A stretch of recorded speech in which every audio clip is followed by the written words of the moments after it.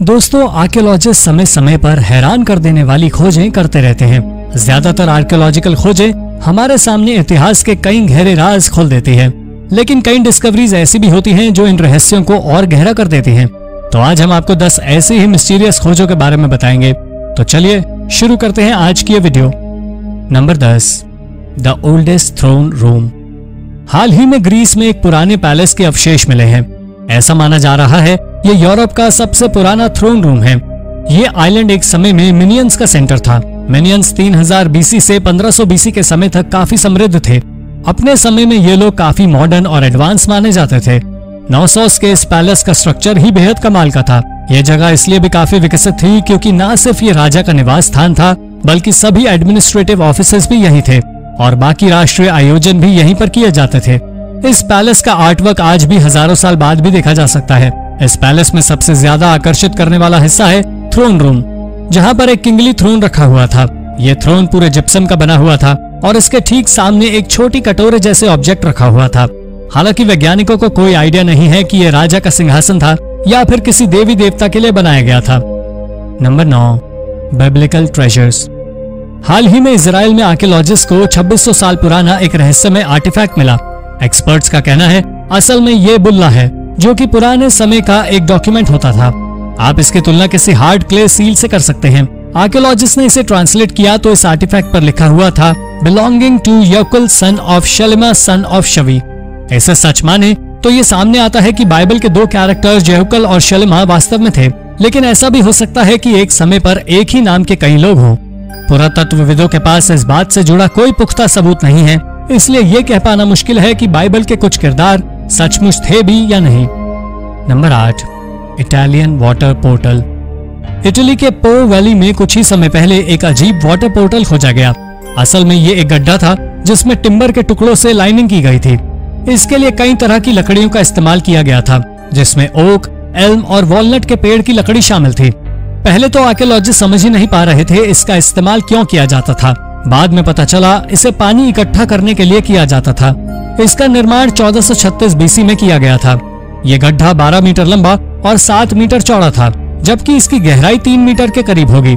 पर इसके आसपास कोई भी ऐसा रास्ता नहीं दिखाया गया जिससे पानी इस पूल तक आता हो।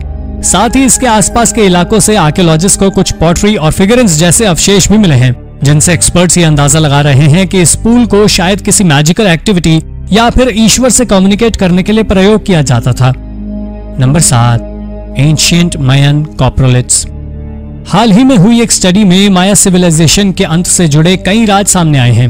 ग्वाटेमाला के लेक इजाबेल की तली से मायन पूप यानी कि कॉप्रोलिथ्स का एक हिस्सा मिला है और कमाल की बात यह है कि इसकी मदद से अब वैज्ञानिक ये बता सकते हैं कि 3000 साल पहले और अब की माया पॉपुलेशन में क्या फर्क आया है।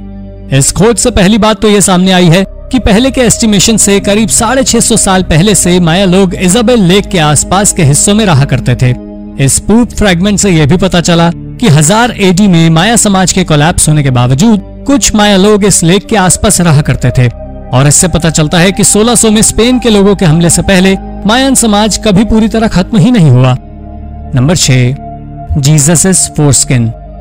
दोस्तों, अब तक की सबसे रहस्यमय खोज है जीसस की फोरस्किन। अब ये खोज कितनी हकीकत है और कितना फसाना है ये तो एक्सपर्ट्स भी नहीं जानते। हालांकि ऐसा संभव नहीं है, पर ऐसा माना जाता है कि मिडल एज के समय में यूरोप के चर्चेज में 12 होली फोरस्किन्स थी।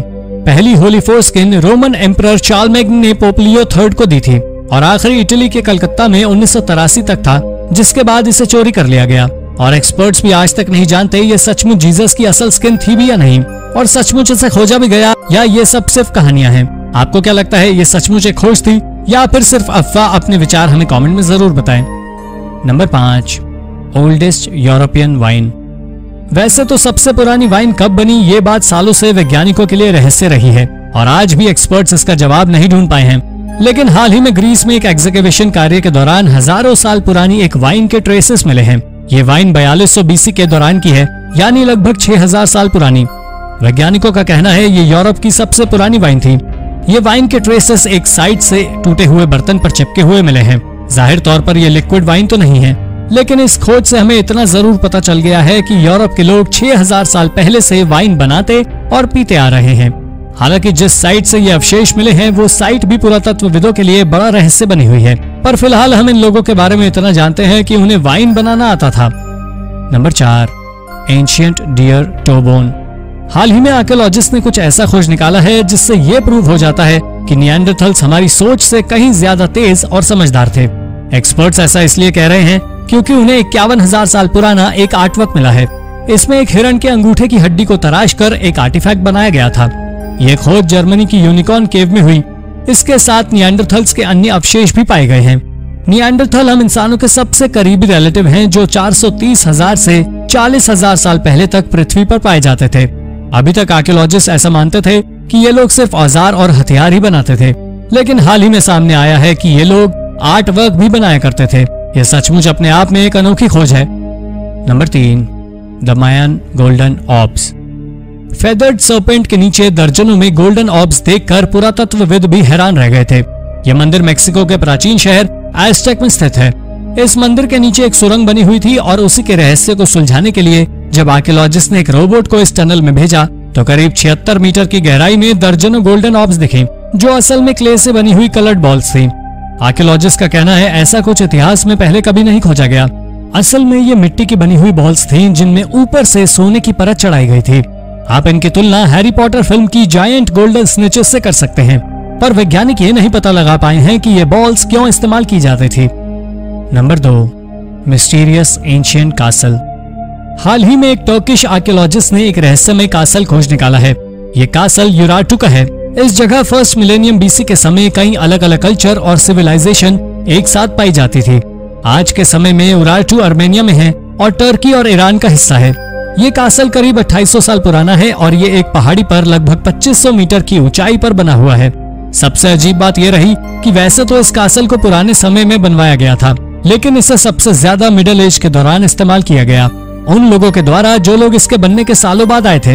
ये कासल पहाड़ियों पर तराश कर बनाए गए हैं। इसी कासल के नजदीक ही एक और कासल भी है जिसे वैन कासल के नाम से भी जाना जाता है, जो कि 8th सेंचुरी बीसी के दौरान बनाया गया था। Number 1, weird mummies. इजिप्ट के आर्कियोलॉजिस्ट को कायरो से लगभग 40 किलोमीटर की दूरी पर बहुत ही अजीब और अनोखी ममीज मिली हैं। किंग एमिनमहॉट सेकंड के समय से ही ये burial site high rank officials को दफनाने के लिए प्रयोग की जाती थी। पुरातत्वविदों ने साइट से 8 लाइमस्टोन सार्कोफेगस निकाले और कमाल की बात यह थी कि इजिप्ट के इतिहास में भी ये सभी ममीज सबसे अनोखी थी। इन्हें पेंट करके दफन किया गया था और देखने में ये बिल्कुल किसी एलियन जैसी दिखती थी। इन्हें कार्टोनेज नाम के मटेरियल से पेंट किया गया था। ये ममीज 664 से 332 बीसी के समय की हैं, लेकिन ये किसकी हैं और इन्हें इतने अजीब ढंग से क्यों ममीफाई किया गया, इस बात का जवाब एक्सपर्ट्स के पास भी नहीं है। तो दोस्तों, ये थी 10 सबसे रहस्यमयी आर्कियोलॉजिकल खोजें। इनमें से कौन सी खोज आपको सबसे रोचक लगी? अपने विचार हमें कमेंट में जरूर बताएं। अगर आपको ये वीडियो इंटरेस्टिंग लगी हो तो इसे अपने दोस्तों के साथ जरूर शेयर कीजिए और ऐसी ही अन्य रोचक जानकारियां पाने के लिए हमारे चैनल को सब्सक्राइब करना ना भूलें। धन्यवाद।